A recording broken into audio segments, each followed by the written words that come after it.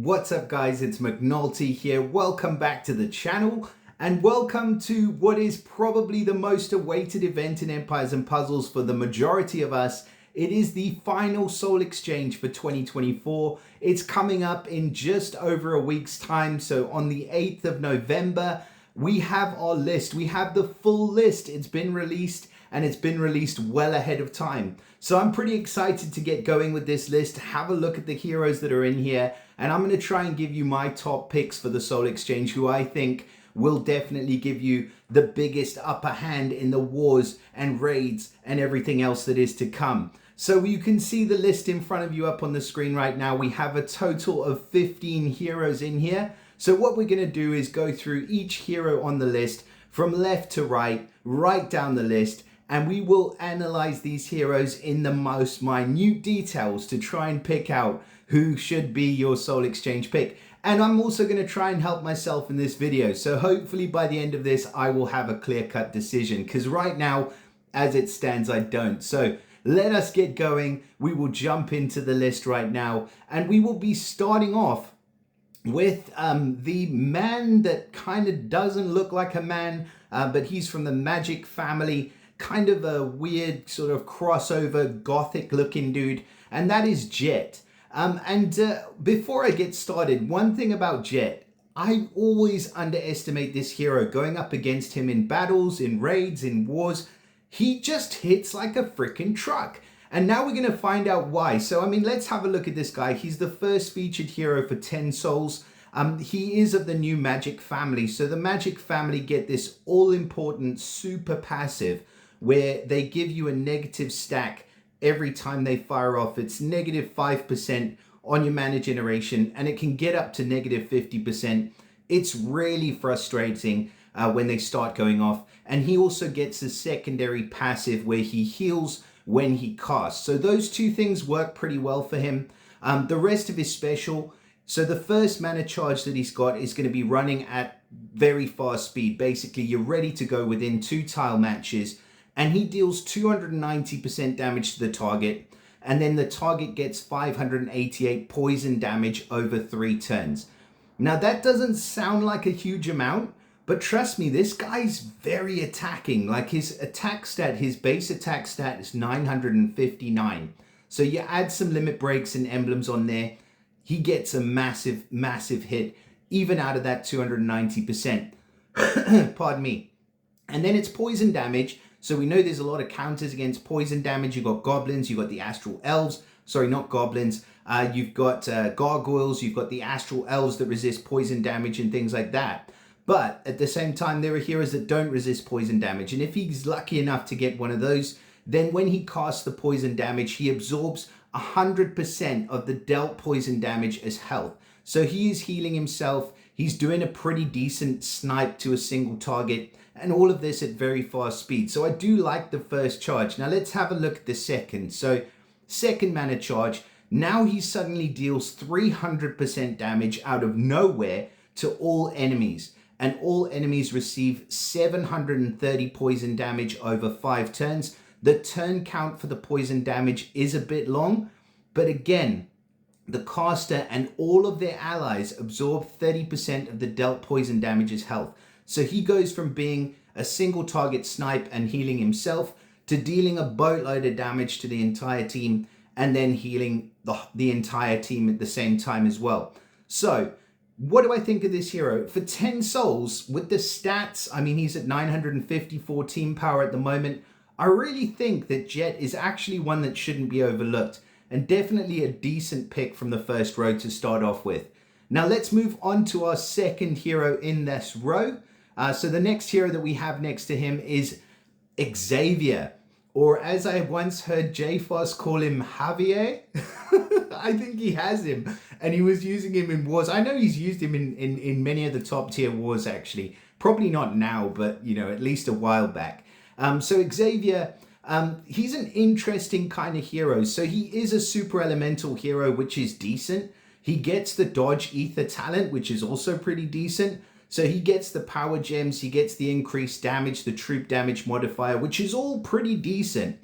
And then in terms of his special, he kind of falls down a little. So let's have a little look at what Xavier does. So he deals 280% damage to the target. Okay, if an ally is of the holy element, the damage will be increased to 290% and it will affect the nearby enemies as well. So if you have another holy hero on your attacking team, suddenly he's hitting 3 for 290%. Now remember, this dude is running at average speed. So an average speed hit 3 for 290% damage is not that great. Let's be honest. There are many average speed heroes that can hit for much harder than that. There are many fast speed heroes that can hit for much harder than that. So he's not that great so far. Now, if you have, 2 allies of the holy element, so that's a trio of holy heroes, now the damage will increase to 300% and it will affect all enemies. And then he reduces the mana of all hit enemies by 20%. Now that mana cut, that can be pretty brutal, especially when you're playing him, if you played him on defense. But then if you're on defense, you don't want to take a multitude of holy heroes because someone's going to go up against you with a super strong dark team and just wipe you out. And that is where he falls down. So as an attacking hero, Xavier's pretty good. He's got stats. You can put him on as part of a holy trio, or, you know, however, if you're playing mono or 4-1, he's great because he's a hit all at average speed for 300%.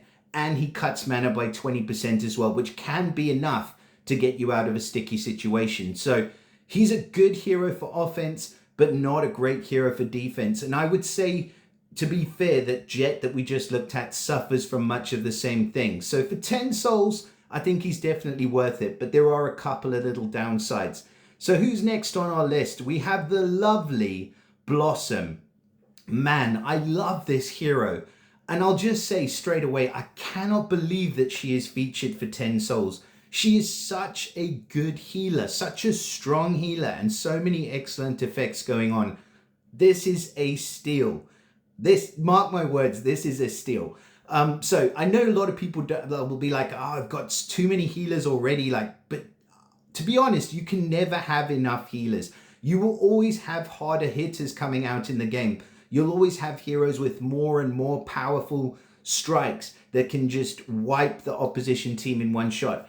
But you will not necessarily have the same quality of healers coming out. So just bear that in mind as we look at Blossom. So first of all, she's just the most beautiful looking thing in the world. I don't know how she fits into the Construct family. Maybe she's a robot behind that, guys. But actually, she looks really good.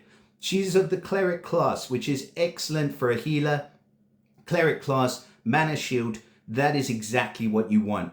She gets the Construct core and she gets the health boost core, which is really good. The regen core, I can't remember what they call it, but it builds up boosted health. It's the same one that Nordica gets. It's the same one that Hallstone gets, but all of the healers in the Construct family, I think, except maybe for Charles. No, Charles, I think, has it as well, but they all get this boosted health core, which can boost their health depending on how much the core is charged. So remember, on top of her heal, you are pretty much guaranteed an extra boosted health on top of that. Stats wise, 951. She's probably one of the more powerful heroes in here, and she definitely will hold her value and be strong and survivable. As far as the way she's built, so if you look at her stats from left to right, 859 attack, 976, so nearly 1,000 defense, and 1,800 on the health. Strong health and strong defense make for an excellent healer. So she's got all of that going on. Now we get into her special, Songs of the Cherry Tree. She recovers 42% health for all allies. Now this has been buffed with a recent update. I think it's now 45% health. And then she dispels buffs from all enemies. So a nice meaty 45% heal will get rid of most nasties that you have on you. And then a team-wide dispel for all enemies. And I personally think that dispel is a stronger effect generally than cleanse. Now you will need both in different situations, but at some time or another, you are going to need both a dispel and a cleanse. That being said though, dispel works much better on defensive teams because you need to dispel. A lot of people put up buffs to prevent you from attacking their team as they're going in with an attack team. You need a dispel available to be able to take care of those buffs before you hit. So that is much stronger. Unless they're taking an ailment team, the cleanse is necessary, but cleanses on defense really don't work that well. Dispel works well on both on attack and defense. Anyway, just, for argument's sake, I do like Dispel. I think it's slightly stronger.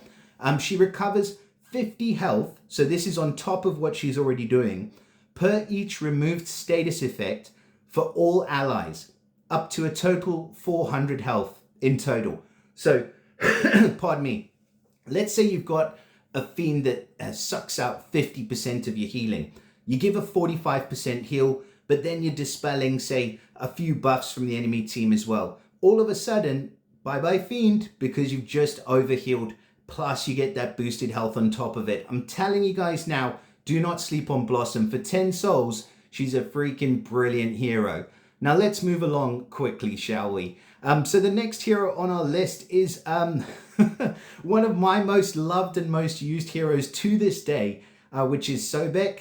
Yes, he's not featured with the costume, but if he was featured with the costume, would he be for 10 souls? Absolutely not. Stats-wise, 833, yes, he is very dated. But this hero has a decently high attack stat, so he does hit really, really hard. It's 290% damage to all enemies. The attack bypasses defensive buffs, including counterattacks, and that is it. Straightforward and simple. But don't forget, he also gets this sand damage that triggers pretty much all the time in my experience. I think it's supposed to be 70% or whatever it is, but to me it's like 100%. So he gets that extra damage on top, and that usually is enough to do something pretty brutal. I've got him second limit broken,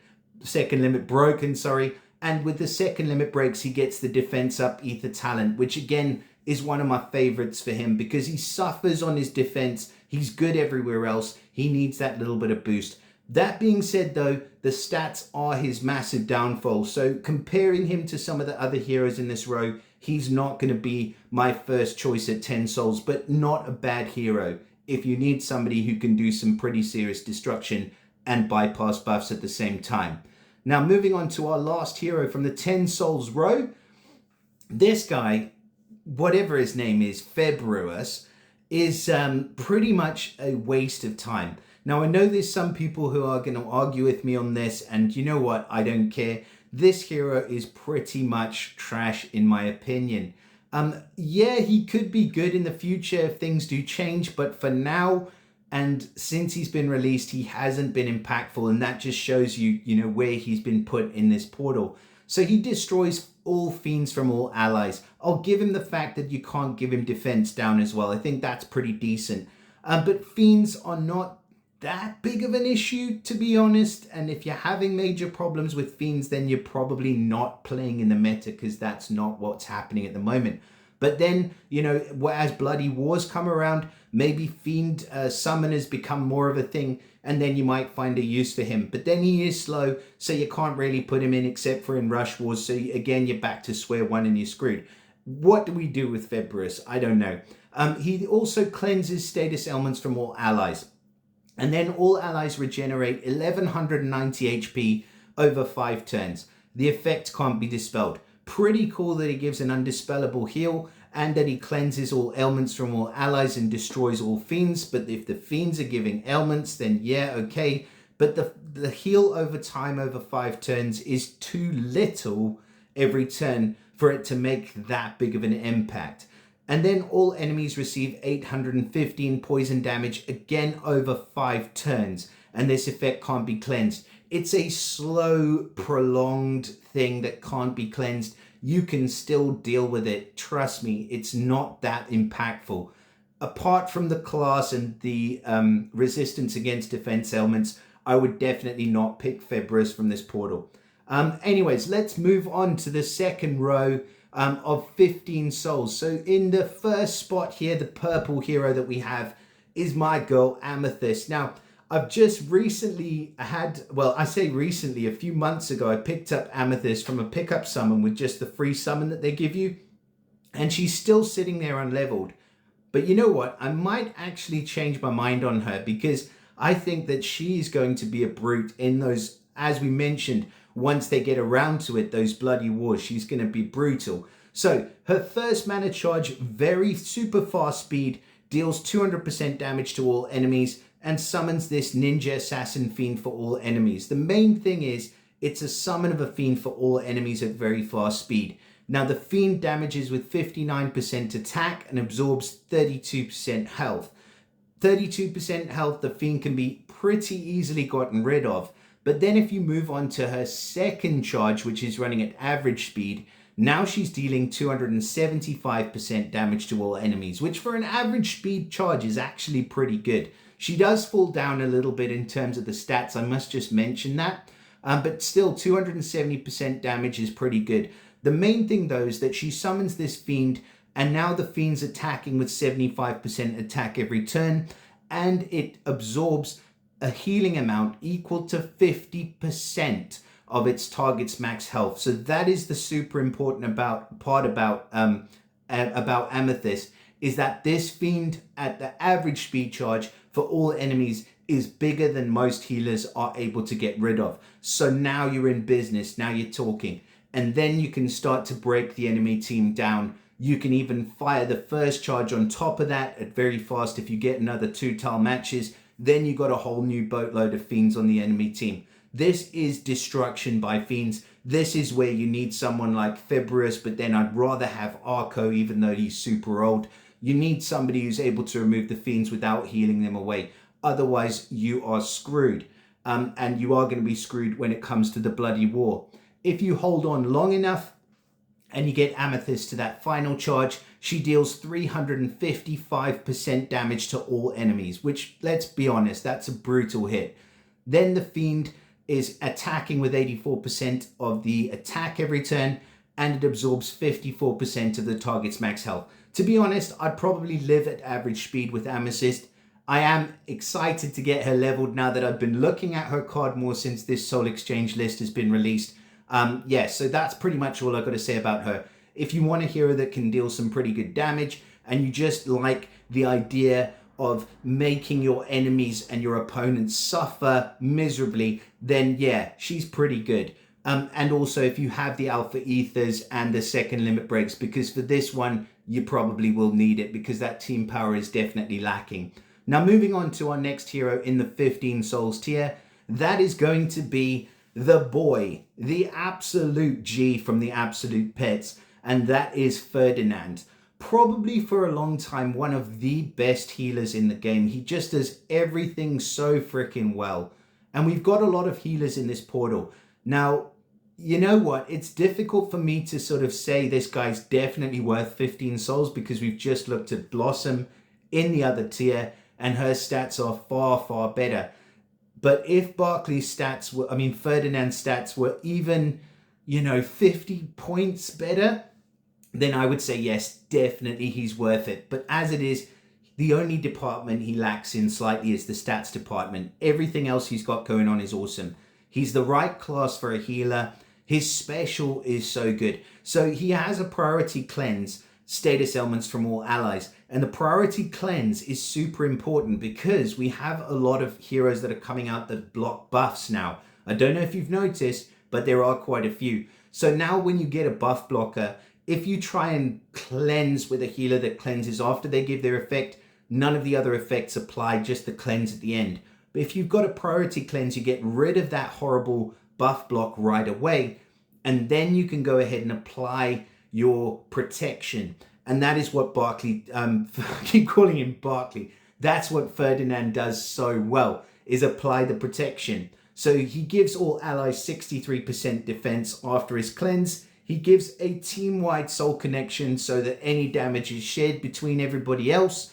And he gives a reflect against new status elements. So if you thought you were going to put up some new status elements, think again, because he's got a reflect up now for 4 turns. The other little downside is that all allies regenerate 732% HP over 4 turns if he had a straight up, and I think he did. I seem to remember that he did before he was nerfed, but a straight up heal for a specific percentage, even 25, even 30% maybe, would be so much better because the heal points over time is going to go out of style and is probably already slightly out of style.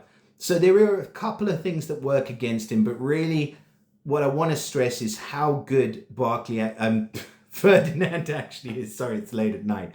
Anyway, he's a fantastic hero. You won't regret him if you pick him for 15 souls, but you will need to pump him full of steroids and alpha ethers injected intravenously for him to actually be able to stand up against some of these other heroes that are around at the moment. So let's move on to our next hero in the row, and that is our fire hero, and that is going to be Aradia, the Queen of Fire.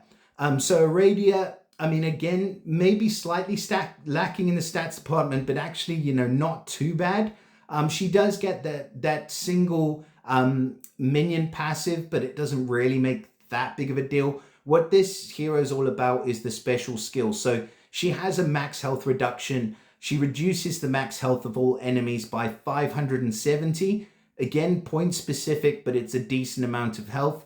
And then all enemies receive 744 burn damage over 4 turns. So this is pretty good because you can increase that with limit breaks and emblems, get up to around 1,000 burn damage. Over 4 turns, you're looking at about 250 per turn. If you don't have a cleanse, that's really, really annoying, especially when you've just had your health reduced by about maybe a quarter or a third. And then all enemies get a negative 75% decrease for any boosted health received for 4 turns. So, pardon me, the decrease is not against regular health, but remember, because she's reduced your health, the only counter that you have for that is to boost your health. So she kind of gives you the problem, and then she blocks you from the solution. And that is what makes Aradia a pretty damn strong hero. So for 15 souls, I think she's a pretty good bargain. And I do think she's a decent hero from this row. And the next one on the list, so the blue hero that we have at the 15 souls is going to be Camila. She was the face of the new Magic Heroes. I sadly wasn't able to get her. I got Ray, I got Willow, I got freaking, I can't even remember who, but I didn't get Camila. And she was one that I really, really wanted at the time. And she's still a really decent hero. So the problem, I guess, is stats for her. But she's a pretty decent healer. So the first mana charge at very fast speed, and this was why I wanted her initially, was she boosts health of all allies by 400. At very fast speed, that's a pretty decent chunk of health, and even was more so when she came out. And then all allies get 40% defense against special skills for 3 turns. And then at a second charge, she flips everything on its head. So second charge reduces the max health of all enemies by double, by 800, and all enemies get negative 54% defense against special skills for 5 turns. So you let her get to a second charge, and it is just going to be ultimate brutality. But the problem is she cannot deal out that brutality herself. All she can do is heal or reduce health. All she can do is buff your team or put an ailment on the enemy team. So that is where she falls down. She has a lot going for her, but she doesn't work very well on her own. If you have super strong blue heroes running at fast speed and you find that your teams are just not able to do the job, then maybe Camila would be a good option. But then she's got to kind of get to that second charge to get everything moving. She does have that nice passive with the mana reduction, but you know what? She's kind of, even though she was just such a pinnacle of, what's the word I'm looking for, innovation when she was initially released, I feel like she has definitely slid a bit down that hill, probably a bit too far to be featured at 15 souls. And I cannot believe I'm saying that about her, because I still think she's good and I still think that she can be used. I just think that there are already better heroes that we've looked at in other tiers that will probably be a pick over Camila. So that's pretty much it. I wouldn't pick her from the 15 soul tier. That's just my personal thing. Next hero. So the last hero that we have in the 15 soul tier is going to be our first ever goblin featured in the Soul Exchange. That's pretty big news, actually. Like our first, is it our first ever? I think it is our first ever. I mean, I've been covering this for some time now. I probably should know. But Boom and Fang, I believe, is our first goblin ever. And that just shows you what SG think about Boom and Fang as part of the Goblins family. Must be absolute trash. And I don't disagree. I mean, I don't think it's a terrible hero in the greater scheme of things, but as far as goblins are concerned, I would probably have anybody except Kettle over Boom and Fang. So what does Boom and Fang actually do? Pretty much nothing. So Boom and Fang summons a boar mega minion with 55% HP and 200% attack inherited from the caster. That minion has a counter attack, which counterattacks with 100% of the damage they receive as long as they have a mega minion. It can't be dispelled. Of course it can't be dispelled because the counterattack is attached to the minion. It is just a minor annoyance in the greater scheme of things. If Boom and Fang fires off, you just kind of got to deal with it and you kind of got to chop the minion down. Yes, it can be frustrating, especially if there are other really good heroes on the team, but you don't get to having really good heroes on the team by picking Boom and Fang. I know some people are probably going to hate me for saying that, but the fact of the matter is Boom and Fang is not a great hero. Just a very sort of boring, one-dimensional type of hero. If your thing is that you want to farm quicker through farm stages, then yeah, get Boom and Fang so you can farm quicker with a Mega Minion. It's actually quite a good way to farm. But aside from that, I don't think if your focus is PvP, wars, raids, all the rest of the good stuff that we love about Empires and Puzzles, that Boom and Fang is going to be the right solution for you there. And that pretty much does it for our 15 soul tier. So now we are going to move on into the big boys.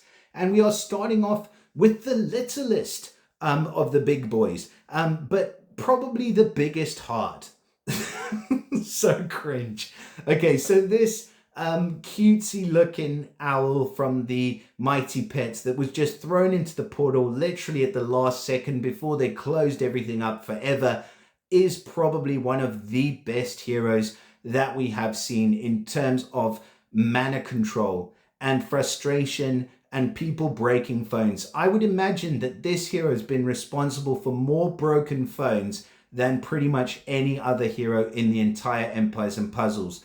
Because it takes so long for you to die, but you will die. And that is so frustrating. Anyways, we've got the green gargoyle. I think it's Mina from the new gargoyles, who's more brutal than Luna in the way that you die. But at least they do it quickly. With Luna, it takes forever. Anyways, let's get on to this amazing hero. So she is really good. I just want to make that clear before anybody thinks she isn't. So she's running at fast speed, first of all, which is absolutely awesome. Stats-wise, 938's not bad. Some people who are in the top alliances will be like, yeah, that's trash. But then if you're fighting anywhere below the top 100, you won't care about their opinions. So you'll probably care more about my opinion. In my opinion, 938 is pretty decent. So she recovers 20% health for the caster and nearby allies. Unfortunate that it's just for the caster and nearby allies, but you know what? You can work with that as long as her skill is pretty good. She's not going to be a team-wide heal, but remember she is running at fast speed, so you get the heal up pretty quick. At the end of each turn, the caster and nearby allies shoot a moonbeam at a random enemy for 3 turns. So think about this moonbeam as a minion, although it's not a minion, it's actually a buff. But that buff, sorry, it's like a little cannon on their shoulder that shoots a moonbeam. Each moonbeam deals 140% damage, and each moonbeam reduces the mana of the hit enemy by 5%. This hero is kind of like Lady of the Lake on steroids at super fast speed, because Lady of the Lake does the same thing. She summons minions for herself and nearby. Although the minions don't hit for 140% attack, they do reduce the mana every single turn. So it works in almost exactly the same way. But with Luna, she's running at fast speed and she's just doing it so quickly that it's increasingly difficult to get yourself out of the rut that you find yourself in. Now, I love using mana control heroes. Lady of the Lake is on one of my favorite attack teams, and it's just the kind of team that can just chop the other enemy team down. You have plenty of time to do what you need to do. Of course, yes, there is a little bit of randomness where the moonbeam's going to shoot a random enemy, but then it doesn't really matter too much, and especially makes her really good on defense because you can just forget about her. But trust me, this little owl will win you some raids. She's a fantastic hero if you know how to use her. If you don't know how to use her, probably get her if you have the 20 souls and then figure it out as you go, because you won't be disappointed. So Luna, in my opinion, she deserves to be at 20 souls. Definitely a good pick and definitely worth the tax that they're looking to charge. Next hero in the row. So next hero we have is my man Erlang Shen. Now I did again just pick this guy up randomly, I think from a pickup summon as well. I don't know what it is with my pickup summon luck, but it's been pretty good as of late. So Erlang Shen, of course, I maxed him absolutely immediately and I'm using him and I'm thinking, why is he not as powerful as I remember him being? And the problem is that you can see it there, his 840 team power. That is the main thing about him, is that his stats are low. Everything about him in terms of his special skill, in terms of what he does, is fantastic. But he's 100 points lower than the hero that we just looked at. And that makes a big difference when you start maxing these heroes to use in wars.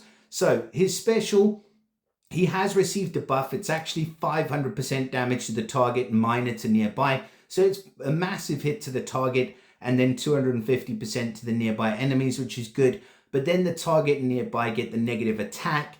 If you cleanse the attack before the duration ends after 3 turns, the target and the nearby suffer 502 damage, which does increase with limit breaks and emblems and things like that as well.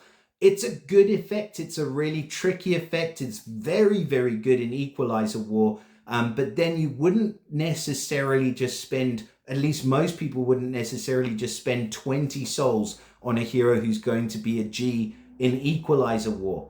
If that is your thing, then Erlang is your man from this list. If it's not, then I would say that you may, even though you probably wanted him for ages, I would probably recommend the one that we just looked at over Erlang Shen if you do have the mats to level her. So yeah, he's a really, really good hero. Don't get me wrong. He's got the right class and things like that. But when you took him, you used to be able to replace his effect. I believe there is maybe one hero in the game that can actually do that still. But for most players, you will not be able to remove that effect and trigger the damage. It's got to be the enemy that initiates that. So unless you're going up against somebody who's going to guarantee a cleanse and you're going to be able to play with the damage, which is really difficult, I would not recommend Erlang Shen at the 20 soul tier. I think he'd be worth 15. If he was at 15, it'd be a no-brainer. Next on the list. Right. So our fire hero is, man, this guy's good. Again, he kind of lacks in the stats department as I'm looking at him. I believe that he has had a buff recently. I may stand to be corrected on that one. But he's running at fast speed. He recovers 25% health for all allies. And Ignacio recovers additional health per each fire shield on the board. So you can get up to a total of 55% health. You need a boatload of fire shields on the board to be able to get up to that amount. But you only need a few fire shields on the board, maybe like 3 or 4, for you to be talking about a nice meaty 35% heal at fast speed. And then all allies get 50% attack for 4 turns, and then he cleanses status elements from all allies. So this guy is like Rigard on absolute steroids, just a machine of a healer, and that is all he's there to do, is heal and cleanse. But he does it probably better than anybody else in the entire game. Now, where he does fall down is in that stats department. Like I said before, I think that he's just maybe lacking slightly in terms of the stats, but I can give him the benefit of the doubt because, again, he is a healer. He heals for a percentage. And if I haven't made it clear by now, healers that heal for a percentage are better than healers that heal for a certain number of points because they can stand the test of time. 30% of 1,000 is still 300. 30% of 2,000 will still be 600 in the months and years to come. Anyways, he's a great hero. Definitely worth it for 20 souls. I would say you'd need to have the mats to put into the guy to make sure that he's survivable, but he will serve you extremely, extremely well. So yeah, really good pick for 20 souls. Now, next on our list, This guy, wow, this guy is just the coolest looking hero in the whole of Empires and Puzzles. I have wanted him, I feel like saying, since I was just a thought or glimmer in my mother's eye, because that's what it feels like, how long I've actually wanted this hero. And now I'm not so sure. That's always how it goes when they come into the Soul Exchange. Only Wackin Maru. What a beast of a hero. Just the most insane looking hero. And his skill is immense. So let's jump everything else. Let's go right into his skill. So he boosts the health of the caster by 390. This is at first charge, so very fast speed. Then the caster gets taunt. That prevents the enemy from using special skills, blah, blah, blah, for 2 turns. But get this, the caster counterattacks with 50% of the damage received for 2 turns, and the taunt can't be dispelled. It is an undispellable taunt. The strongest taunt in the whole of ninjadom. And who is the most horrible priority dispel hero in the game at the moment that is just rocking everybody left, right, and center? The very slow, very ugly Bernadette. And this guy has an undispellable taunt, so he can fight her, and she will just attack him, and she will not turn the rest of your team into those horrible paintings. So that, even that on its own, is enough for you to want this hero. Honestly, that should pretty much do it. But he is also a fantastic, fantastic attacking hero because you get your options. So you know you've got very fast 2-turn taunt. If you're just about to know somebody on the opposition team is about to go off and slaughter your entire team, which has happened to you more than once, I know it, then you can pump that taunt up right away, and you know it's not dispellable. So they're going to hit him, yes, but they're going to get some counter attack back. Granted, it's not a huge amount, 50% of the damage, but it's still pretty good. He doesn't protect himself very well, I will say that, but he is defensively built. You can see the attacks much lower than the defense and the health. So that for a ninja is also uncommon. Anyway, second mana charge, if you can hold on to average speed, he now boosts his health by 490, gives himself a nice shield, and then he gets taunt for 3 turns. Again, that taunt can't be dispelled, and now he suddenly counterattacks with 105% of the damage received for 3 turns as well. So again, such a good counter, such a good hero for making sure that the rest of the heroes on your team get the chance to do what they do best. And the fact that he boosted health before that means that he is just able to take that extra hit. So he doesn't necessarily boost his defense, but he does do that boosted health thing, which is just awesome. Now the last mana charge, pretty much more of the same, boosts his health by 540, and then he gets taunt for 4 turns. Again, the taunt can't be dispelled, and he now counterattacks with 133% of the damage that he's receiving for 4 turns. It would be insane if this guy had damage reduction. Unfortunately, he does not have damage reduction, but it's still a really, really effective skill. And probably, I would say, in my opinion, still one of the best, if not the best taunt hero, like in the entire game. I would say Ludwig is probably a close second, but he is just fantastic. So if you are lacking in taunt heroes, I would say you need at least, I'm going to say 2 solid taunt heroes that you can rely on leveled.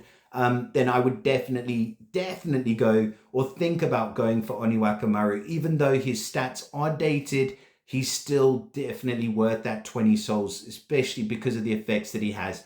Anyways, let us move on to our final hero in the row. And this guy needs no more introduction than that he has probably received the absolute most buffs of any single hero in the Construct family. It is the scrawny looking mofo that we call Frond.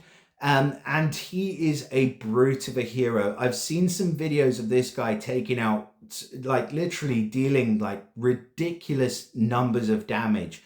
And he is a very, very capable hero. So let's start at the beginning. He's a ranger, so he gets a bypass chance. He's of the Construct family, so he gets a destructive Construct core, which deals an extra 180% damage or up to 180% damage on top of the damage that he's already doing. His stats are ballistic. He's probably the best hero stats-wise on this list. nearly 1,000 attack, nearly 1,000 defense, 1,700 health, without any emblems or any limit breaks or anything like that on him. So that is money in today. Like, that is what you want. Stat heavy heroes, definitely going to serve you well. Now he deals, it says on this card, 355% damage to the target and nearby at fast speed. It's not. It's now 375% damage to the target and nearby at fast speed. Plus, remember the extra 180% damage that you get from that charged up construct core adds on top of that when he fires, or up to 180, I should say, just to be correct. He then deals 600 extra damage if the target has boosted health. No, it's not 600 extra damage. It's now 900 extra damage if the target had boosted health. So if the target had boosted health, they are going to be ripped apart like a plum from a shot from a shotgun. I don't fucking know what I'm saying. They are going to be destroyed, is basically what I'm getting at. Frond hits harder than any other hero that you probably have in your roster, unless you have, like, he's probably like the Toon Kagan of the fast speed heroes. He is that good and he hits that hard. So yeah, he's good. And then all allies' normal attacks and special skills deal an extra 70% damage against targets with boosted health for 3 turns. So if the team that you're fighting against is stupid enough to boost their health back up during the next 3 turns, and somebody else fires off, their special skill is going to deal an extra 70% damage against that, against everybody. So basically, it's ridiculous. This guy is good, man. Like, he is a damage dealer, don't get me wrong. You can put up a counterattack against this guy and potentially kill him. But then you've only dealt with one hero, and the hero that's done the counterattack is pretty much dead or on their last legs if they're lucky. So this guy hits hard enough to just destroy and wipe aside. He is probably one of the only heroes that in the game that can still do that, like, trio where you wipe aside. So you do an elemental defense down to 3, you do a defense down hit, and then you just go with him, or you do dispel first and then you get your hits in. Frond can be that finishing hit, and he's still strong enough to do it. So yeah, I definitely think he's worth 20 souls. And that brings us to the end of our soul exchange analysis. So what we're going to do now is we should go over this list and just make sure that we are getting it right in terms of who I think would be the best to pick from each row. So from the first row, I'm going to say Jett is probably decent. Xavier, I'm not going to call him Javier. Xavier is decent. Blossom is a steal. 10 souls for Blossom is an absolute steal. And she's got so much going on. I'm not going to go over it again, but she would be my top pick from that row. And then Sobec and Febris, unfortunately, will have to lay there. I can't put Febris in the same bracket as Sobec, though. Sobec's so much better. But anyways, Blossom, absolute top pick from the first row. Second row, who do I like from the second row? So actually, I'm going to go out on a, weirdly, I do like Aradia from the second row. Another fire hero from the second row. Amethyst, I think, is still pretty brutal, and I think that especially when the Bloody Wars come around, she's going to be dope. And Ferdinand, man, if you don't have a healer that you feel that you can rely on, and you're kind of stuck for options, Ferdinand will serve you well. I'm going to say Ferdinand from the second row will be my top pick. So 2 healers so far. And then from the last row, wow, just, talent for days. Unfortunately, I would say that Erlang Shen is going to be like my last pick, weirdly, from that row. Maybe it's so difficult to pick between them. They do such different things. But you know what? I don't want to go with another healer, though. Ignacio is absolutely brilliant. But then if I had the choice and I only had I had to struggle to get those 20 souls, I'd probably go 10 for Blossom, because I just think that value is there. The stats are there. Everything else is there. So yeah, I'd probably go for her over Ignacio. Maybe Ignacio is a little bit expensive, maybe not. But then you've got Wackin Maru, the Taunt Master. You've got Frond, the massive damage dealer, destroyer of worlds. And you've got Luna, the frustrating, phone breaking, mana stealing, annoying, just terrible owl being. I cannot pick between them. You'd be doing well. They're all worth 20 souls. Luna, Wackin Maru, and Frond. I can't do like a top spot. I'm going to put all three of them in the top spot. So that is it from me, guys. So I hope that this list has been helpful to all of you. I hope that it is going to help you make your mind up and make a decision in the upcoming Soul Exchange. You've got plenty of time this time. But please do let me know in the comments what you guys think of the video. Let me know who you guys are going to be picking in the Soul Exchange. If you've stuck around for this long, then please don't forget to drop us a like on the channel, subscribe to the channel, share it with your mother, join the memberships. We got memberships on the channel with some additional perks and things like that, where you can get chat with me and things like that. I'll help you out with your rosters, help you with your leveling of your heroes and all the rest of it, and you get shout outs in the videos. And massive shout out to all my members, by the way. But that is it for now. So I wish you guys everything of the best of luck in the Soul Exchange, and I'll see you again soon. Bye for now.